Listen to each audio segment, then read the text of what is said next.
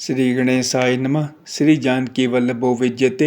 श्री रामचरितमानस खष्टम सोपान लंका कांड। कामदेव के शत्रु शिव जी के सेव्य, भव जन्म मृत्यु के भय को हरने वाले, काल रूपी मत वाले हाथी के लिए सिंह के समान, योगियों के स्वामी योगेश्वर, ज्ञान के द्वारा जानने योग्य, गुणों की निधि, अजेय निर्गुण निर्विकार, माया से परे, देवताओं के स्वामी, दुष्टों के वध में तत्पर, ब्राह्मण वृंद के एकमात्र देवता रक्षक, जल वाले मेघ के समान सुंदर श्याम, कमल के से नेत्र वाले पृथ्वीपति राजा के रूप में परमदेव श्री राम जी की मैं वंदना करता हूँ। शंख और चंद्रमा की सी कांति के अत्यंत सुंदर शरीर वाले, व्याघ्र चर्म के वस्त्र वाले, काल के समान अथवा काले रंग के भयानक सर्पों का भूषण धारण करने वाले, गंगा और चंद्रमा के प्रेमी, काशीपति, कलयुग के पाप समूह का नाश करने वाले, कल्याण के कल्पवृक्ष, गुणों के निधान और कामदेव को भस्म करने वाले पार्वतीपति वंदनीय श्री शंकर जी को मैं नमस्कार करता हूँ। जो सत्पुरुषों को अत्यंत दुर्लभ कैवल्य मुक्ति तक दे डालते हैं और जो दुष्टों को दंड देने वाले हैं, वे कल्याणकारी श्री शंभु मेरे कल्याण का विस्तार करें। लव, निमेष, परमाणु, वर्ष, युग और कल्प जिनके प्रचंड बाण हैं और काल जिनका धनुष है, हेमंत तो उन श्री राम जी को क्यों नहीं भसता। समुद्र के वचन सुनकर प्रभु श्री राम जी ने मंत्रियों को बुलाकर ऐसा कहा, अब विलंब किस लिए हो रहा है, सेतु पुल तैयार करो जिसमें सेना उतरे। जामवान ने हाथ जोड़कर कहा, हे सूर्य कुल के ध्वजा स्वरूप कीर्ति को बढ़ाने वाले श्री राम जी, सुनिए। हे नाथ, सबसे बड़ा सेतु तो आपका नाम ही है, जिस पर चढ़कर, जिसका आश्रय लेकर मनुष्य संसार रूपी समुद्र से पार हो जाते हैं। फिर यह छोटा सा समुद्र पार करने में कितनी देर लगेगी। ऐसा सुनकर फिर पवन कुमार श्री हनुमान जी ने कहा, प्रभु का प्रताप भारी बड़वा नल समुद्र की आग के समान है। इसने पहले समुद्र के जल को सोख लिया था, परंतु आपके शत्रुओं की स्त्रियों के आंसुओं की धारा से यह फिर भर गया और उसी से खारा भी हो गया। हनुमान जी की यह अत्युक्ति अलंकार पूर्ण युक्ति सुनकर वानर श्री रघुनाथ जी की ओर देखकर हर्षित हो गए। जामवान ने नल नील दोनों भाइयों को बुलाकर उन्हें सारी कथा कह सुनाई और कहा, मन में श्री राम जी के प्रताप को स्मरण करके सेतु तैयार करो, राम प्रताप से कुछ भी परिश्रम नहीं होगा। फिर वानरों के समूह को बुला लिया और कहा, आप सब लोग मेरी कुछ विनती सुनिए। अपने हृदय में श्री राम जी के चरण कमलों को धारण कर लीजिए और सब भालू और वानर एक खेल कीजिए। विकट वानरों के समूह, आप दौड़ जाइए और वृक्षों तथा पर्वतों के समूहों को उखाड़ लाइए। यह सुनकर वानर और भालू हुंकार करके और श्री रघुनाथ जी के प्रताप समूह की अथवा प्रताप के पुंज श्री राम जी की जय पुकारते हुए चले। बहुत ऊंचे ऊंचे पर्वतों और वृक्षों को खेल की तरह ही उखाड़कर उठा लेते हैं और ला लाकर नल नील को देते हैं। वे अच्छी तरह गढ़कर सुंदर सेतु बनाते हैं।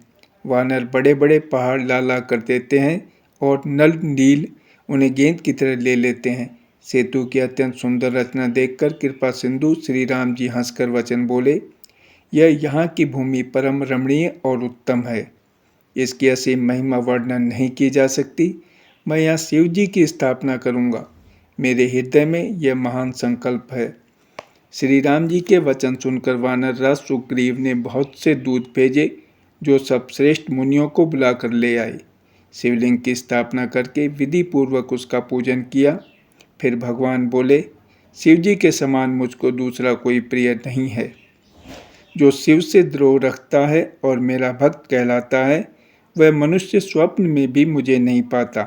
शंकर जी से विमुख होकर विरोध करके जो मेरी भक्ति चाहता है, वह नरकगामी मूर्ख और अल्प बुद्धि है।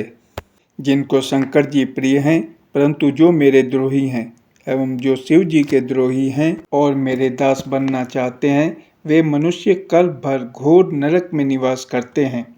जो मनुष्य मेरे स्थापित किए हुए इन रामेश्वर जी का दर्शन करेंगे, वे शरीर छोड़कर मेरे लोक को जाएंगे, और जो गंगा जल लाकर इन पर चढ़ावेगा, वह मनुष्य सायुज्य मुक्ति पावेगा, अर्थात मेरे साथ एक हो जाएगा। जो छल छोड़कर और निष्काम होकर श्री रामेश्वर जी की सेवा करेंगे, उन्हें शंकर जी मेरी भक्ति देंगे, और जो मेरे बनाए सेतु का दर्शन करेगा, वह बिना ही परिश्रम संसार रूपी समुद्र से तर जाएगा। श्री राम जी के वचन सबके मन को अच्छे लगे। तदंतर वे श्रेष्ठ मुनि अपने अपने आश्रमों को लौट आए। शिव जी कहते हैं, हे पार्वती, श्री रघुनाथ जी की यह रीति है कि वे शरणागत पर सदा प्रीति करते हैं। चतुर नल और नील ने सेतु बांधा।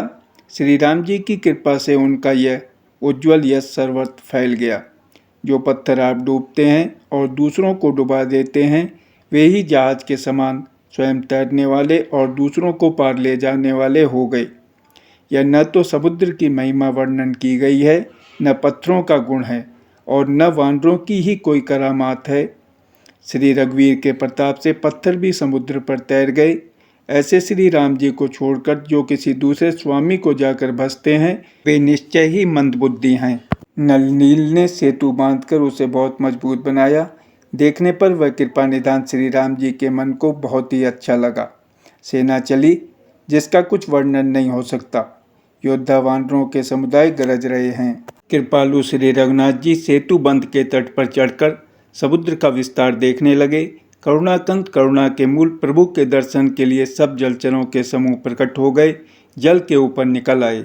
बहुत तरह के मगर, नाग, घड़ियाल, मच्छ और सर्प थे, जिनके 100-100 योजन के बहुत बड़े विशाल शरीर थे।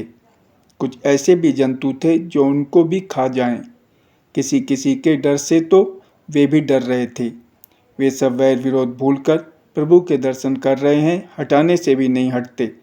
सबके मन हर्षित हैं, सब सुखी हो गए। उनकी आड़ के कारण जल नहीं दिखाई पड़ता। वे सब भगवान का रूप देखकर आनंद और प्रेम में मग्न हो गए। प्रभु श्री रामचंद्र जी की आज्ञा पाकर सेना चली। वानर सेना की विपुलता, अत्यधिक संख्या को कौन कह सकता है। सेतु बंध पर बड़ी भीड़ हो गई। इससे कुछ वानर आकाश मार्ग से उड़ने लगे और दूसरे कितने ही जलचर जीवों पर चढ़ चढ़कर पार जा रहे हैं। कृपालु रघुनाथ जी तथा लक्ष्मण जी दोनों भाई ऐसा कौतुक देखकर हंसते हुए चले। श्री रघुवीर सेना सहित समुद्र के पार हो गए। वानरों और उनके सेनापतियों की भीड़ कही नहीं जा सकती। प्रभु ने समुद्र के पार डेरा डाला और सब वानरों को आज्ञा दी कि तुम जाकर सुंदर फल मूल खाओ। यह सुनते ही रीछ वानर जहाँ तहाँ दौड़ पड़े। श्री राम जी के हित सेवा के लिए सब वृक्ष, ऋतु कुऋतु, समय की गति को छोड़कर फल उठे। वानर भालू मीठे मीठे फल खा रहे हैं, वृक्षों को हिला रहे हैं और पर्वतों के शिखरों को लंका की ओर फेंक रहे हैं। घूमते फिरते जहाँ कहीं किसी राक्षस को पा जाते हैं तो सब उसे घेर कर खूब नाच नचाते हैं और दांतों से उसके नाक कान काट कर प्रभु का सुयश कहकर अथवा कहलाकर तब उसे जाने देते हैं। जिन राक्षसों के नाक और कान काट डाले गए, उन्होंने रावण से सब समाचार कहा। समुद्र पर सेतु का बांधा जाना कानों से सुनते ही रावण घबराकर 10 मुखों से बोल उठा, वननिधि, नीरनिधि, जलधि, सिंधु, वारिस, तयोनिधि, कंपति, उदधि, पयोधि, नदीस को क्या सचमुच ही बांध लिया। फिर अपनी व्याकुलता को समझकर ऊपर से हंसता हुआ भय को भुलाकर रावण महल को गया। जब मंदोदरी ने सुना कि प्रभु श्री राम जी आ गए हैं और उन्होंने खेल में ही समुद्र को बंधवा लिया है, तब वह हाथ पकड़कर पति को अपने महल में लाकर परम मनोहर वाणी बोली। चरणों में सिर निवाकर उसने अपना आंचल पसारा और कहा, हे प्रियतम, क्रोध त्याग कर मेरा वचन सुनिए। हे नाथ, वैर उसी के साथ करना चाहिए जिससे बुद्धि और बल के द्वारा जीत सके। आप में और श्री रघुनाथ जी में निश्चय ही कैसा अंतर है, जैसा जुगनू और सूर्य में। जिन्होंने विष्णु रूप से अत्यंत बलवान मधु और कैटभ दैत्य मारे और वारा और नरसिंह रूप से महान सूरवीर दिति के पुत्रों हिरण्याक्ष और हिरण्याकश्यप का संहार किया। जिन्होंने वामन रूप से बलि को बांधा और परशुराम रूप से सहस्त्रबाहु को मारा, वे ही भगवान पृथ्वी का भार हरण करने के लिए राम रूप में अवतीर्ण प्रकट हुए हैं। हे नाथ, उनका विरोध न कीजिए जिनके हाथ में काल, कर्म और जीव सभी हैं।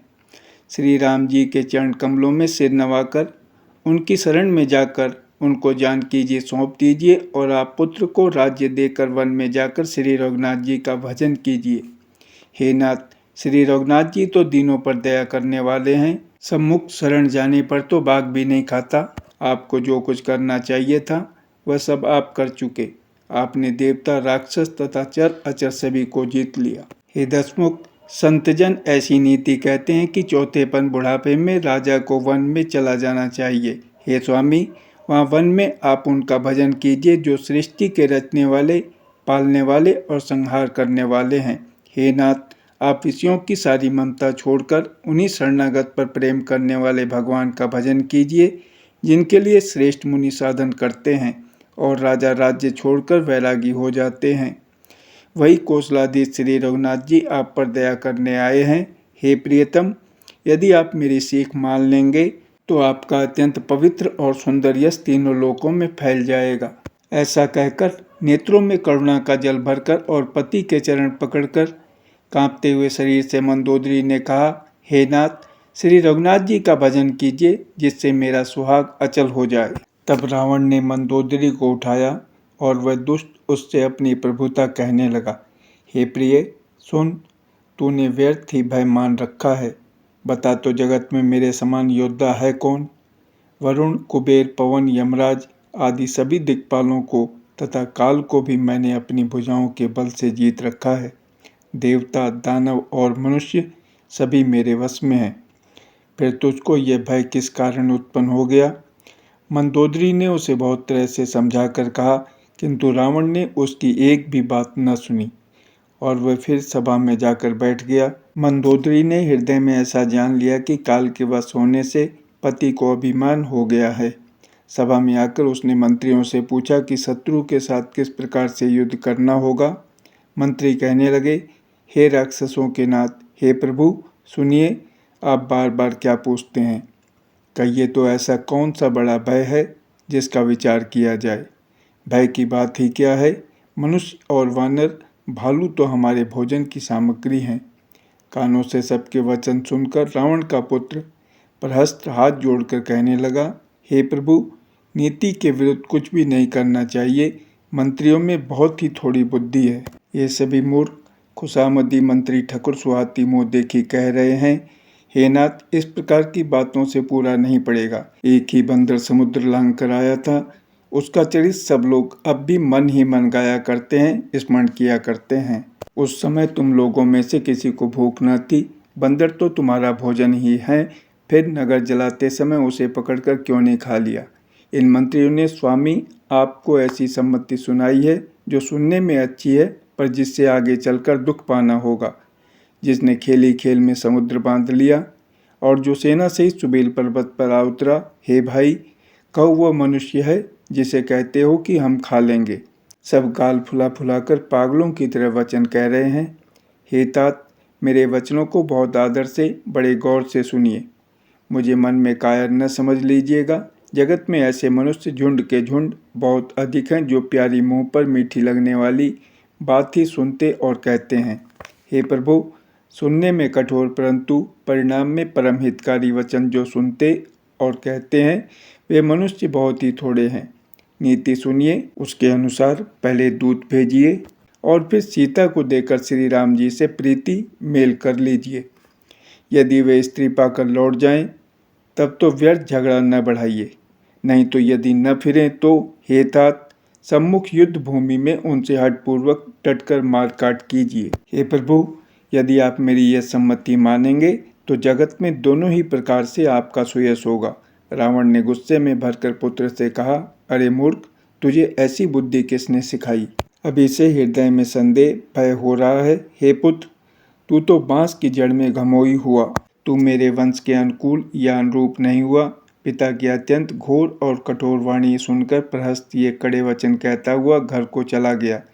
हित की सलाह आपको कैसे नहीं लगती, आप पर कैसे असर नहीं करती? जैसे मृत्यु के वश हुए रोगी को दवा नहीं लगती। संध्या का समय जानकर रावण अपनी 20 भुजाओं को देखता हुआ महल को चला।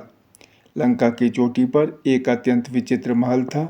वहाँ नाच गान का अखाड़ा जमता था। रावण उस महल में जाकर बैठ गया। किन्नर उसके गुण समूहों को गाने लगे। ताल, करताल, पखावज, मृदंग और वीणा बज रहे हैं। नृत्य में प्रवीण अप्सराएं नाच रही हैं। वह निरंतर सैकड़ों इंद्रियों के समान भोग विलास करता रहता है। यद्यपि श्री राम जी सरीखा अत्यंत प्रबल शत्रु सिर पर है, फिर भी उसको न तो चिंता है और न डर ही है।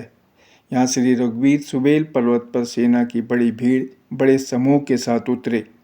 पर्वत का एक बहुत ऊंचा, परम रमणीय, समतल और विशेष रूप से उज्ज्वल शिखर देखकर वहाँ लक्ष्मण जी ने वृक्षों के कोमल पत्ते और सुंदर फूल अपने हाथों से सजाकर बिछा दिए। उस पर सुंदर और कोमल मृगशाला बिछा दी। उसी आसन पर कृपालु श्री राम जी विराजमान थे। प्रभु श्री राम जी वानर राज सुग्रीव की गोद में अपना सिर रखे हैं।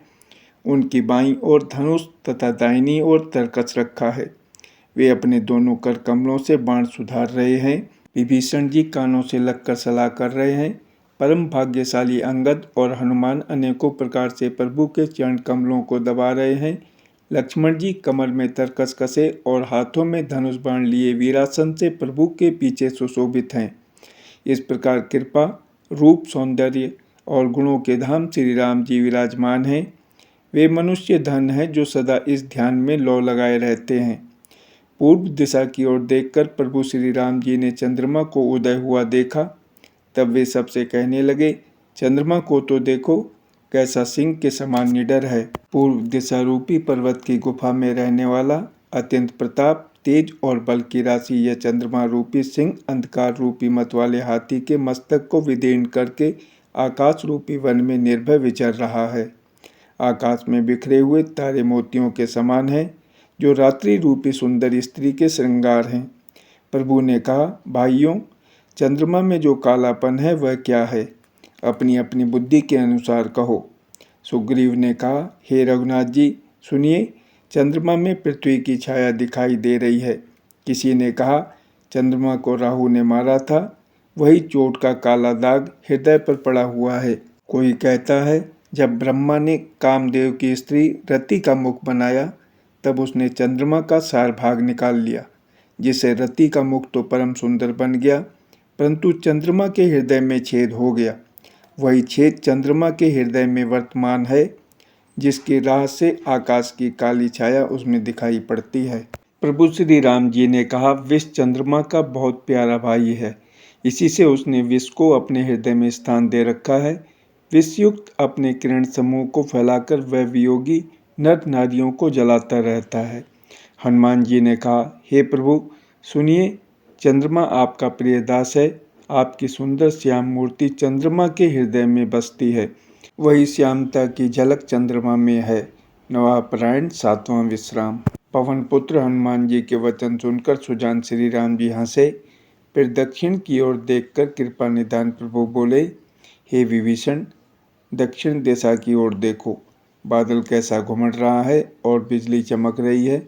भयानक बादल मीठे मीठे हल्के हल्के स्वर से गरज रहा है, कहीं कठोर ओलों की वर्षा न हो। विभीषण बोले, हे कृपालु, सुनिए, यह न तो बिजली है न बादलों की घटा। लंका की चोटी पर एक महल है, 10 ग्रीव रावण वहाँ नाच गान का अखाड़ा देख रहा है। रावण ने सिर पर मेघडंबर, बादलों के डंबर जैसा विशाल और काला छत्र धारण कर रखा है। वही मानो बादलों की अत्यंत काली घटा है। मंदोदरी के कानों में जो कर्ण फूल हिल रहे हैं, हे प्रभु, वही मानो बिजली चमक रही है। हे देवताओं के सम्राट, सुनिए, अनुपम ताल और मृदंग बज रहे हैं, वही मधुर गर्जन ध्वनि है। रावण का अभिमान समझकर प्रभु मुस्कुराए। उन्होंने धनुष चढ़ाकर उस पर बाण संधान किया और एक ही बाण से रावण के छत्र मुकुट और मंदोदरी के कर्णफूल काट गिराए। सबके देखते देखते वे जमीन पर आ पड़े, पर इसका भेद कारण किसी ने नहीं जाना। ऐसा चमत्कार करके श्री राम जी का बाण वापस आकर फिर तरकस में जा घुसा। यह महान रस भंग रंग में भंग देखकर रावण की सारी सभा भयभीत हो गई। न भूकंप हुआ, न बहुत जोर की हवा आंधी चली, न कोई अस्त्र शस्त्र ही नेत्रों से देखे। फिर ये छत्र, मुकुट और कर्णफूल कैसे कटकर गिर पड़े। सभी अपने अपने हृदय में सोच रहे हैं कि यह बड़ा भयंकर अपशकुन हुआ। सभा को भयभीत देखकर रावण ने हंसकर युक्ति रचकर ये वचन कहे, सिरों का गिरना भी जिसके लिए निरंतर शुभ होता रहा है, उसके लिए मुकुट का गिरना अपशकुन कैसा। अपने अपने घर जाकर सो रहो, डरने की कोई बात नहीं है। तब सब लोग सिर नवाकर घर गए। जब से कर्णफूल पृथ्वी पर गिरा, तब से मंदोदरी के हृदय में सोच बस गया। नेत्रों में जल भरकर दोनों हाथ जोड़कर वह रावण से कहने लगी, हे प्राणनाथ, मेरी विनती सुनिए। हे प्रियतम, श्री राम से विरोध छोड़ दीजिए। उन्हें मनुष्य जानकर मन में हट न पकड़े रहिए। मेरे इन वचनों पर विश्वास कीजिए कि वे रघुकुल के शिरोमणि श्री रामचंद्र जी विश्व रूप हैं। यह सारा विश्व उन्हीं का रूप है।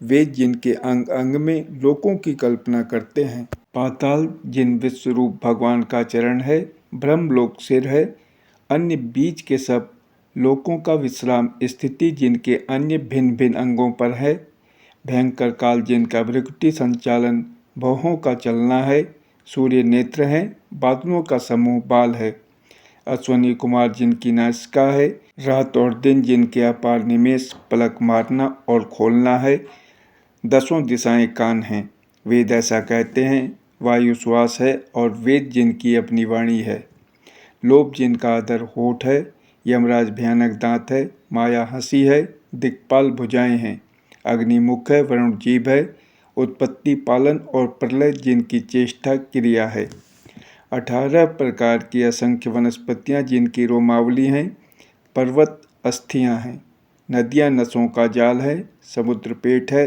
और नरक जिनकी नीचे की इंद्रियां हैं। इस प्रकार प्रभु विस्मय हैं, अधिक कल्पना ऊहापोह क्या की जाए। शिव जिनका अहंकार है, ब्रह्मा बुद्धि है, चंद्रमा मन है और महान विष्णु ही चित्त है। उन्हीं चराचर रूप भगवान श्री राम जी ने मनुष्य रूप में निवास किया है। हे प्राणपति, सुनिए, ऐसा विचार कर प्रभु से वैर छोड़कर श्री रघुवीर के चरणों में प्रेम कीजिए, जिससे मेरा सुहाग न जाए। पत्नी के वचन कानों से सुनकर रावण खूब हंसा और बोला, अहो, मोह अज्ञान की महिमा बड़ी बलवान है। स्त्री का स्वभाव सब सत्य ही कहते हैं कि उसके हृदय में 8 अवगुण सदा रहते हैं, साहस, झूठ, चंचलता, माया, छल, भय, डरपोकपन, अविवेक, मूर्खता, अपवित्रता और निर्दयता। तूने शत्रु का समग्र विराट रूप गाया और मुझे उसका बड़ा भारी भय सुनाया। हे प्रिय, वह सब, यह चराचर विश्व तो स्वभाव से ही मेरे वश में है।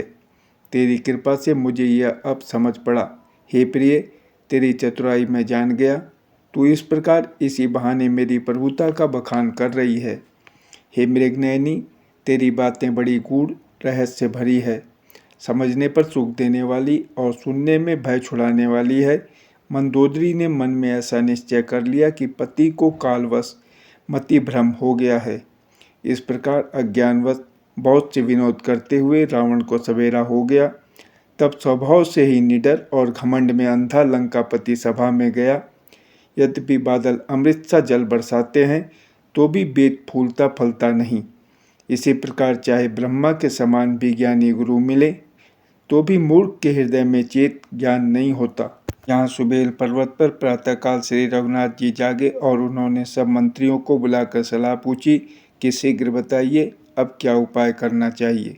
जाम्बवान ने श्री राम जी के चरणों में सिर नवाकर कहा, हे सर्वज्ञ, सब कुछ जानने वाले, हे सबके हृदय में बसने वाले अंतर्यामी, हे बुद्धि, बल, तेज, धर्म और गुणों की राशि, सुनिए, मैं अपनी बुद्धि के अनुसार सलाह देता हूँ कि बाली कुमार अंगद को दूत बनाकर भेजा जाए। यह अच्छी सलाह सबके मन में जच गई। कृपा के निधान श्री राम जी ने अंगद से कहा, हे बल, बुद्धि और गुणों के धाम बालीपुत्र, हे तात, तुम तेरे काम के लिए लंका जाओ। तुमको बहुत समझाकर क्या कहूँ, मैं जानता हूँ तुम परम चतुर हो। शत्रु से वही बातचीत करना जिससे हमारा काम हो और उसका कल्याण हो। प्रभु की आज्ञा सिर चढ़ाकर और उनके चरणों की वंदना करके अंगद जी उठे और बोले, हे भगवान श्री राम जी, आप जिस पर कृपा करें वही गुणों का समुद्र हो जाता है। स्वामी के सब कार्य अपने आप सिद्ध हैं। यह तो प्रभु ने मुझको आदर दिया है, जो मुझे अपने कार्य पर भेज रहे हैं। ऐसा विचार कर युवराज अंगद का हृदय हर्षित और शरीर पुलकित हो गया। चरणों की वंदना करके और भगवान की प्रभुता हृदय में धरकर अंगद सबको सिर नवा कर चले। प्रभु के प्रताप को हृदय में धारण किए हुए रणबांकुरे वीर बालीपुत्र स्वाभाविक ही निर्भय हैं। लंका में प्रवेश करते ही रावण के पुत्र से भेंट हो गई, जो वहाँ खेल रहा था। बातों ही बातों में दोनों में झगड़ा बढ़ गया, क्योंकि दोनों ही अतुलनीय बलवान थे और फिर दोनों की युवा अवस्था थी। उसने अंगद पर लात उठाई। अंगद ने वही पैर पकड़कर उसे घुमाकर जमीन पर दे पटका, मार गिराया। राक्षस के समूह भारी योद्धा देखकर जहाँ तहाँ भाग चले। वे डर के मारे पुकार भी न मचा सके। एक दूसरे को मर्म असली बात नहीं बतलाते। उस रावण के पुत्र का वध समझकर सब चुप मार कर रह जाते हैं।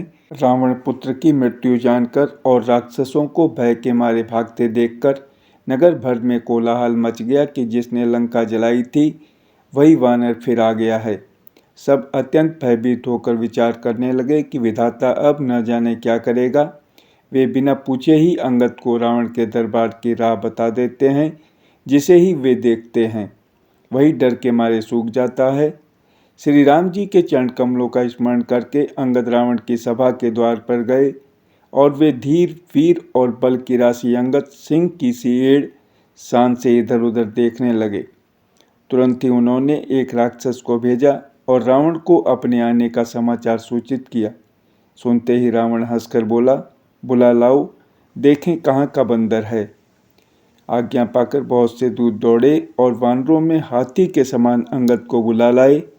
अंगद ने रावण को ऐसे बैठे हुए देखा जैसे कोई प्राणयुक्त सजीव काजल का पहाड़ हो। भुजाएं वृक्षों के और सिर पर्वतों के शिखरों के समान है। रोमावली मानो बहुत सी लताएं हैं। मुंह, नाक, नेत्र और कान पर्वत की कंदराओं और खोहों के बराबर है। अत्यंत बलवान बांके वीर बालीपुत्र अंगद सभा में गए। वे मन में जरा भी नहीं झिझके।